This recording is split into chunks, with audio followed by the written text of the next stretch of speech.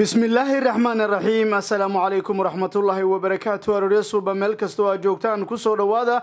برامجka maxaa cusub wadaan oo kala uga barateen barteena barnaamijka waxaan ku eegi doonaa wararkii ugu dambeeyay dunida kubadda cagta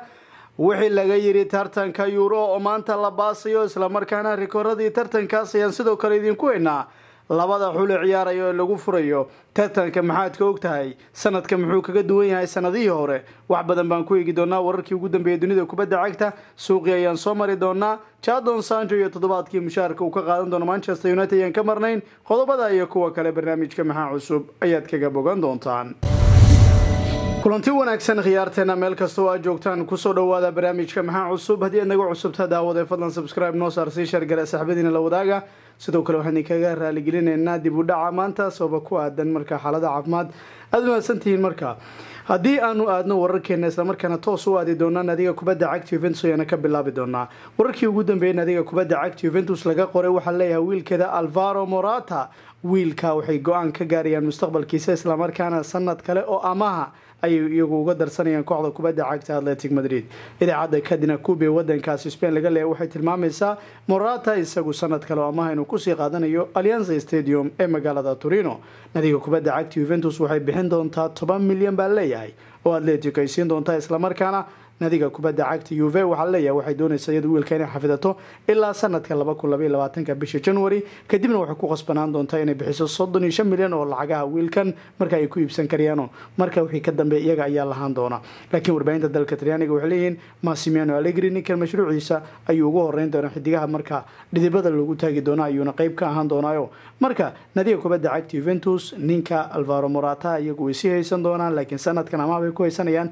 laakiin sanadka xiga ma mid marka doorashada waxay ku qasbanaan doonaan inay bixiyaan lacagtaas oo marka qodobka sidaas baa lagu heshiinayaa 35 milyan ay bixinayaan waqtiga marka laacib Juventus ayuu isagu ahaan doonaa marka naadiga kubadda cagta ee Rocky Blancos bariyahan waxa la tilmaamaya garoonkeeda in ay ku ciyaari doonto kooxda kubadda cagta Real Madrid ninka u dhashay wadankaas Spain ee Coque ninka naadiga kubadda cagta Athletic Madrid waa hogaamiyaheeda waxa uu ka hadlay fikirkiisana ka dhibtay Real Madrid iyadoo ay ku ciyaari doonto xilliyeedka soo aadan garoonka Wanda Metropolitano ay ku ciyaarto kooxda kubadda cagta ee Atletico Marroco Blancos oo cadow isku yihiin naadiga Real Madrid shabakada Marca ayaa talaadii soo bandhigtay Madrid iyadoo dalban doonto codsina u diri doonto Atletico waxaana ka codsanaysaa garoonkeeda Wanda Metropolitano garoonka cusub inay ku ciyaaraan Santiago Bernabeu shaqo adag baa ka socotay isla markaana waxa la tilmaamayaa 4 bilo kale inay qaadan doonto waqtiga malaki garoonkeeda ay ku noqon karayso isla markaana halka taageerayaashooda uga faa'iideyn karayso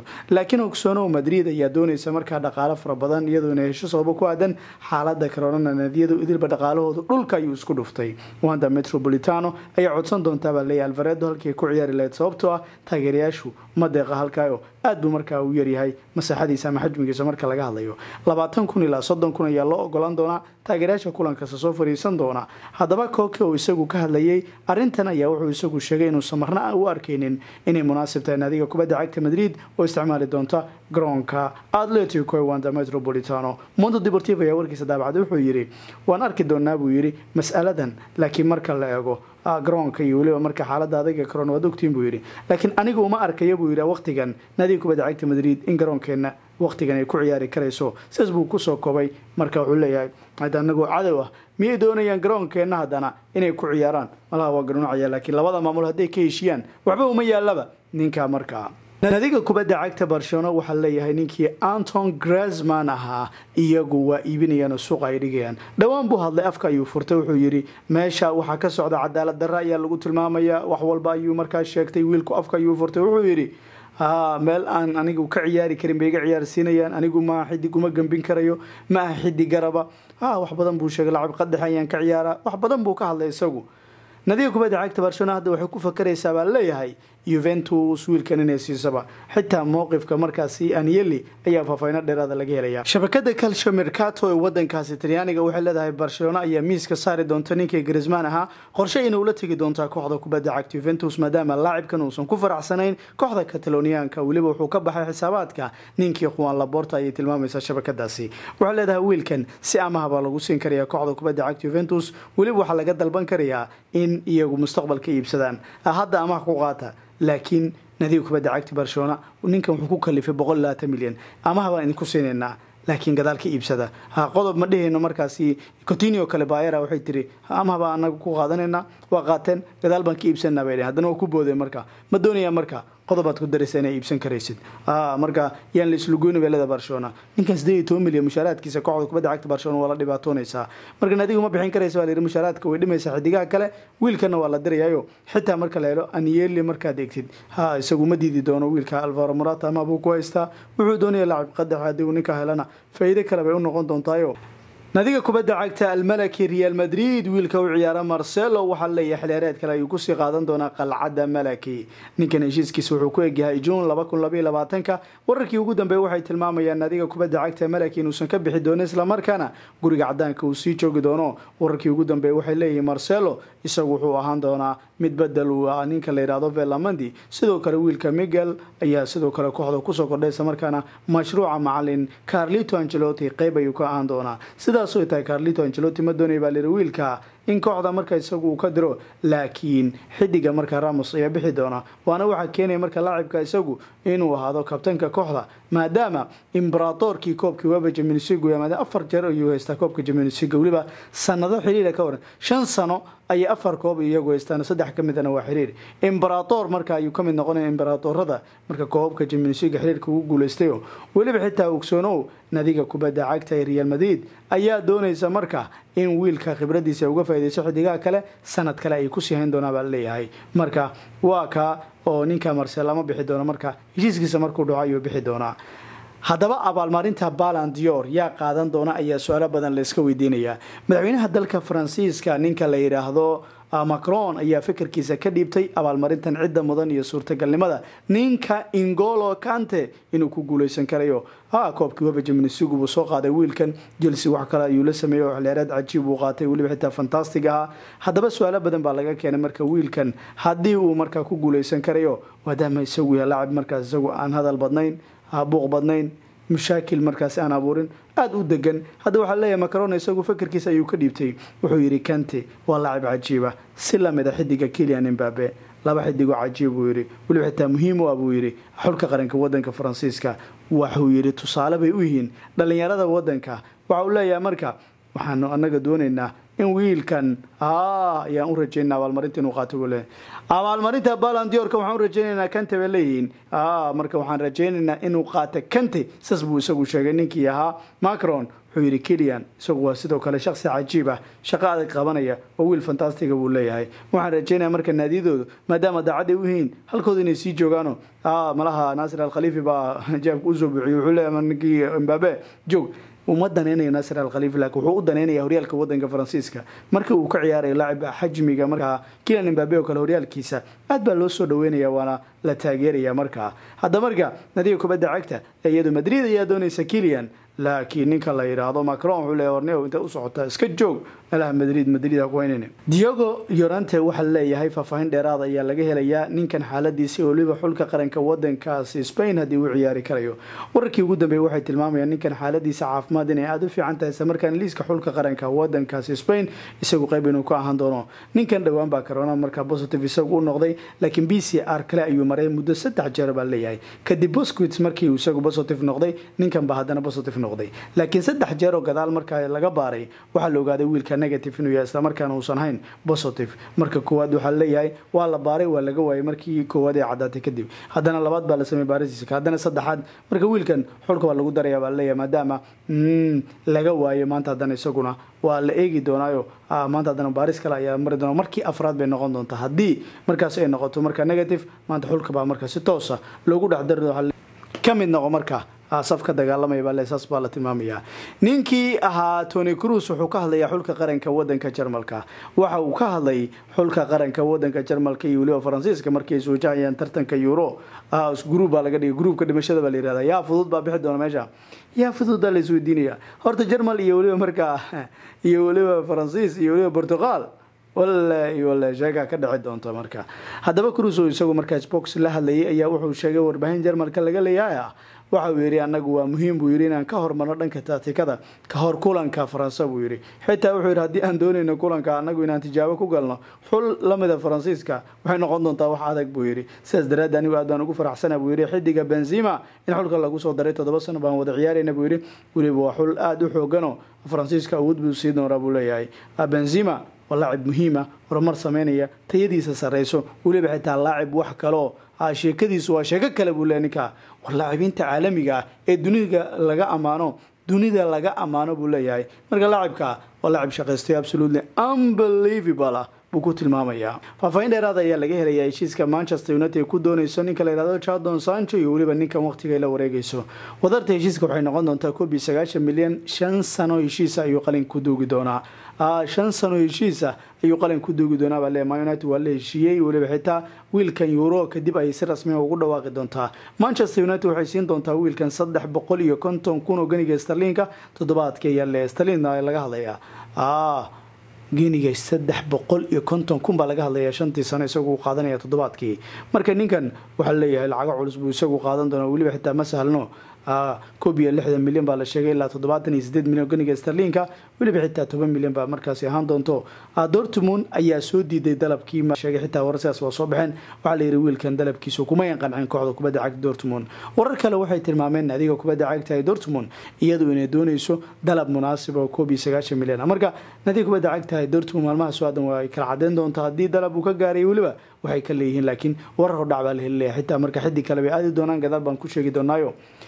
nadiga kubadda cagta ee Spurs wararkii ugu dambeeyay waxa la tilmaamayaa Harry Kane bedelkiisa in wadada ay ugu jiraan isla markaana xiddi kale ay soo qaadanayaan wararkii ugu dambeeyay laga helayo magaalada London waxay tilmaamayaan nadiga kubadda cagta ee Tottenham in xoog ay saarayso soo qaadashada wariyaanka kooxda kubadda cagta ee Borussia Mönchengladbach Marcus Thuram wadaba warbaahinta dalkaasi Talyaaniga iyo waliba midda kale xitaa Jarmalka waxay tilmaamayaan nadiga kubadda cagta Spurs wiilka inay doonayaan isla markaana rabaan wiilkii markaasi hore xulka qaranka wadanka Faransiiska u ciyaari jiray wiilkiisa Walilia Thuram baa dhalay ninkan Marcus Thuram baa leeyahay oo weeriyaan cajiib abihi difaac buu ahaa isaguna waa xidig weerara 30 milyan bay dhiibi doonaan baa leeyahay nadiga kubadda cagta Spurs isla markaana waxa la tilmaamayaa iyagu inay siin doonaan kooxda kubadda cagta Borussia Mönchengladbach laacib garab ka ciyaaraya weerarka waliba xitaa badan sameeyo kulankii Madrid uu ka hortagay waad aragteen wuxuu ku sameeyay haddaba waxa la baasi doonaa caawa tartanka Euro su'aasha isweydiinta mudan waxay tahay maxaad uga baahan tahay tartankaas oo aad u daawanaysaa maanta horta waa la baasi doonaa tartanka fiidnimada caawa maanta oo Jimcaha ayaa si rasmi ah loo baasi doonaa wuxuuna noqon doonaa 5 sano kadib ayaa la ciyaari doonaayo 2016 baa la ciyaaray markii ugu horeysay ay noqonaysa tan iyo asaaskii koobkan in 5 sano la sugo maxaa yeelay 4 sano mar baa la ciyaari jiray 11 bisha July 20 bay ahayd in la baaso laakiin corona baa sabab u ahaa hadda dib baa loo dhigay oo 20 ayaa la baasiya oo maanta ku beegano caawa fiidnimada ayaa la baasi doonaa 11 dawladood ayaa markaasi u ka dhici doona waliba xitaa magaalooyin kala duwan baa lagu ciyaari doonaa waxa kamid ah magaalooyinka lagu ciyaarayo magaalooyin marka waaweyn oo la garanayo ayaa koobkan marka martigelin doono Ingiriiska oo kale xitaa markaasi ma sahlana magaalooyinka marka aad ka daawan karaysid waa kana waan ku sheegayaa meel ku qoro waxa kamid ah magaalooyinka caanka ah Glasgow Amsterdam Baku magaalada Bucharest Budapest Copenhagen Munich Roma iyo waliba Sofia marka meel ku qoro magaalooyinkaasi tartanka Euro ay martigelinayaan xitaa taageerayaashu garoonka loo ogol yahay 50 kulan baa la ciyaaraya 50 kulan waxay yihiin kuwa taageerayaasha soo fariisan doonaan xulka qaranka wadanka Turkiga iyo waliba Azuri ayaa lagu furi doonaa isla markaana masalan Azuri waa xulka qaranka wadanka Talyaaniga waa ciyaar aad u xiiso badan isla markaana si weyn loola socon doono haddaba Turkiga ciyaartiisu waxay tahay mid markaan sahlanayn waliba xitaa bandhigiisu ma xumayn intii uu ciyaarayay tartanka reebkiisa xitaa marka kulamadii ugu dambeysay reebka koobka dunida isagu ciyaaray ciyaarta waxaa soo xaadiri doonta caawa 16 kun oo taageerayaal isla markaana goobjoog buu ahaan doonaan dhammaan magaalooyin kala duwan lagu ciyaarayo 50 kulan ee marka lagu dabaaldegayo 60 guuradii ka soo wareegatay markii la aasaasay marka xulka qaranka wadanka Talyaaniga Azuri waxa la yahay masahlana kulamadii ugu dambeeyay way guuleysanayeen iyagoo shabaqooda aan gool laga dhalin shabaqooda iyagoo gool aan laga dhalin ay guuleysanayeen baa leeyahay ka waran Turkiga ninka la yiraahdo Towson oo muhiim u ahaa ayaa ka maqnaan doona xulkooda waxa hogaamin doona ninka la yiraahdo Yilmaz oo nadiga kubadda cagta Lille ka tirsan oo xidig 35 jira isla markaana cajiiba talyaaniyaasku sidoo kale waxaa shaki la gelinaya Marco Verratti in uu isagu markaa ciyaari karayo dhaawaca dhanka jilibka ayaa la sheegayaa inuusan ugu bilaaban karin Manuel Locatelli ay BBC-da tilmaamaysaa in qayb uu ka noqon doono xidigaha markaa ciyaari doono uu noqon doono ninka la yiraahdo Verratti ayaa markaas gool fara badan dhaliyay waqtidii ugu dambeeyay xitaa markaas Federico Chiesa ayaa kamid ah ragga cajiibka wacdarada la dhigay xulka qaranka ee wadankaasi Talyaaniga hadaba Turkigu kama yan guuleysan Talyaaniyaasku baa leeyahay 7 kulan asalka 10 kulan dhigta lagu dhufanay baa leeyahay marka la eego